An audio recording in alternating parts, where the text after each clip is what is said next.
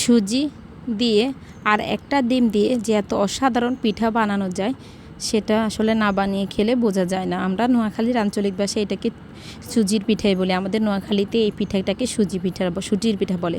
আমি একটা ডিম দিয়ে চিনি দিয়ে মেখে সে একটা ডো তৈরি করে নিছি। এখন ডোগুলোকে আমি ভেজে নেব। একদম ফুলকো মচমচে পিঠাগুলো হয়, খেতে কিন্তু খুব ভালো লাগে। তো গাইস, আসসালামু আলাইকুম, সবাই কেমন আছেন? আশা করতেছি আলহামদুলিল্লাহ ভালো আছেন। তো যে কথা বলা, আমাদের আসলে নোয়াখালীতে আসলে বন্যা কমতেছে না, এ পানি কমে তো আবার এই পানি বাড়ে। বর্ষা বা বৃষ্টির দিন আসলে শেষের দিকে রাত্রেবেলা অনেক ঠান্ডা পড়ে, তারপরও দিনের বেলা অনেক সময় দেখা যায় যে হালকা গুঁড়ি গুঁড়ি বৃষ্টি হয়। পানি তো শেষ হয় না, এই পানি যে কবে শেষ হবে আসলে বলাই মুশকিল। তো আমার এই তো দুইজন আছে ছোট, ওনারা পানির ভিতরে নামার জন্য খুবই বেহুশ অস্থির হয়ে থাকে।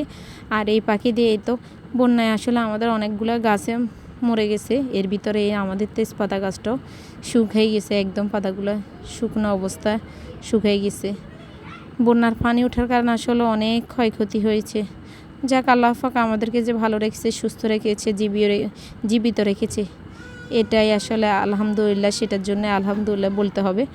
তো আজকের রেসিপিতে এই তো আজকে দুপুরে রান্নার জন্য এই তো করলা ভাজি করে নিতেছি। আমি খুবই সিম্পলভাবে করলাটাকে ভাজি করি।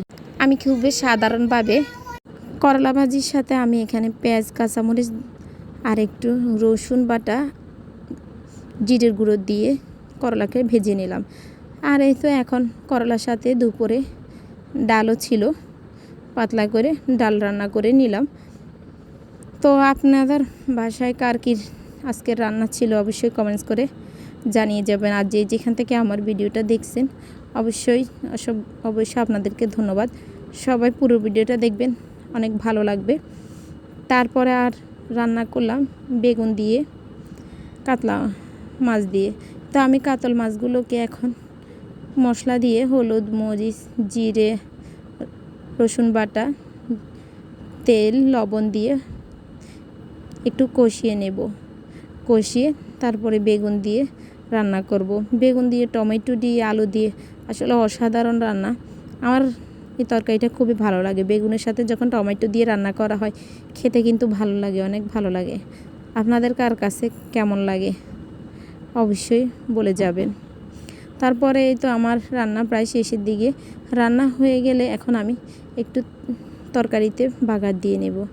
আসলে তরকারির সাথে আমি একটু কাঁচা তেলও দিই কষানোর জন্য, যেহেতু মাছের ভিতরে তেলগুলো ঢুকে সেই সাথে। তারপর আমি একটু আবার এভাবেও করে দিই, কারণ খেতে যেন ভালো লাগে। আমার কাছে এভাবে তেল বাগার করে দিলে খেতে কিন্তু অসাধারণ লাগে। তারপরে এই তো আর এখন রাইস কুকারে ভাত রান্না করে নিতেছি। তো আজকের ভিডিওটা এতটুকু পর্যন্ত। সবাই ভালো থাকবেন। আর যারা এতক্ষণ আমার ভিডিওটা দেখছেন সবাইকে জানাচ্ছি অসংখ্য ধন্যবাদ। আল্লাহ হাফেজ।